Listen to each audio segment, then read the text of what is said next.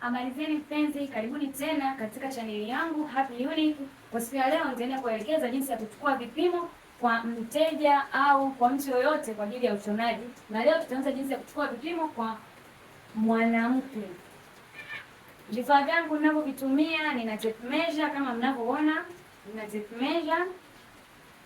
Nina notebook kwa ajili ya kuandika vipimo kwa sababu huwezi kuvikariri vipimo. Kwa sababu vipimo huwa vinakalkuletiwa. Pia na notebook yangu ambayo nimeshaiandaa, naona mwanga unaonekana sana, kwa hiyo nashindwa kuonyesha vizuri. Na notebook yangu ambayo nimeandika vipimo vyangu, nitaonyesha baada ya kumaliza kuvipima na kuviandika. Kikawaida unapochukua vipimo, katika vipimo vya mwanamke, kifua kinagawanywa kwa 4, tumbo linagawanywa kwa 4, hips inagawanywa kwa 4, urefu, kati, hivyo ni vitu ambavyo havigawanyiki, lakini kuanzia tumbo, kifua, hips, bega linagawanywa kwa 2. Haya yote nitaonyesha baada ya kumaliza video yangu. Twende tuone jinsi ya kumpima mtu wa kike au mwanamke vipimo. Kwanza kabisa tunaanza na bega. Bega ambao utamwambia mteja wako ageuke, then utampima namna hii. Mimi natumia inches. Hizi inches. Utampima kwa ulalo namna hii. Yaani kifundo cha bega la huku na la huku. Mimi hapa mdoli wangu bega lake ni 15. Nitaandika 15.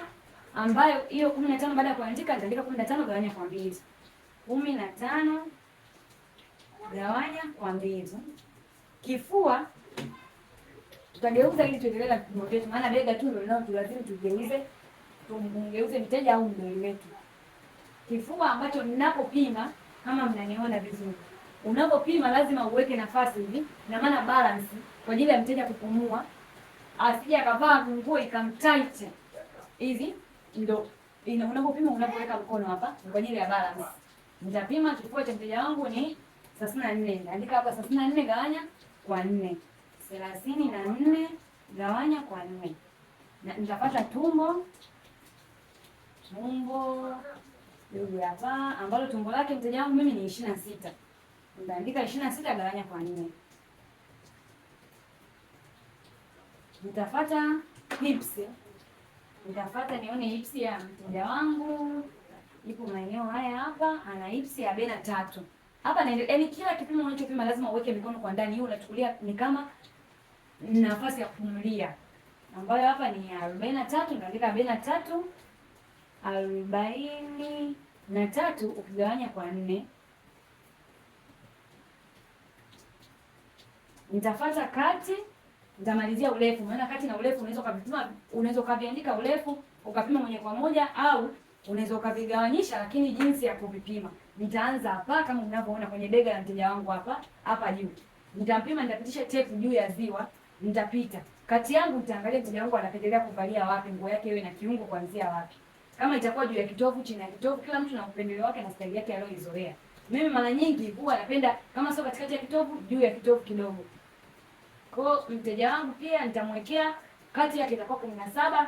Nitashika hapa, nitaendelea urefu kadri anaotaka mteja. Nikipima urefu wa mteja wangu mimi nataka iwe 40.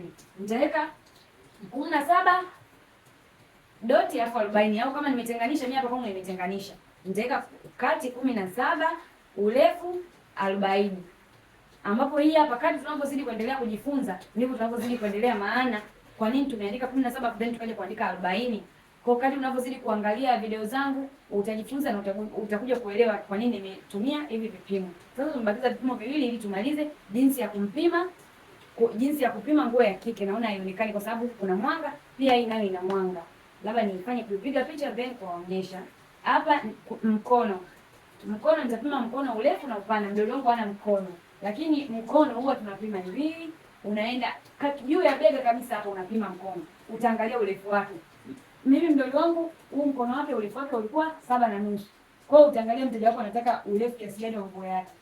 Kama atataka 20, 21 umpae mpaka ufunike mkono ni yeye. Ila mimi mdoli wangu mkono wake urefu ni 7.5. Nikitaka kuangalia upana wa mzunguko wa kwapa huwa tumeupata katika tukio tunakata nguo. Kwa hiyo upana ninaozungumzia hapa yani upana huu wa urefu anaotaka hapa. After urefu anataka upana kiasi gani? Mdoli wangu ana mkono. Naweza nikakadiria kwa kumpima, unazungusha hivi na kuangalia yeye namna gani atarelax. Hapa ni inchi 12 upana wa mkono wa mdoli wangu. Kwa nitaandika urefu 17 na urefu 7.5 na upana 12. Kwa siku ya leo inatosha sana. Tutakuwa tumeona, utatoa maoni yako kama umejifunza wapi niongeze, wapi hujaelewa, ili video inayokuja niboreshe zaidi mafunzo yangu. Asante sana na karibu sana kwenye chaneli yangu. Usisahau kusubscribe.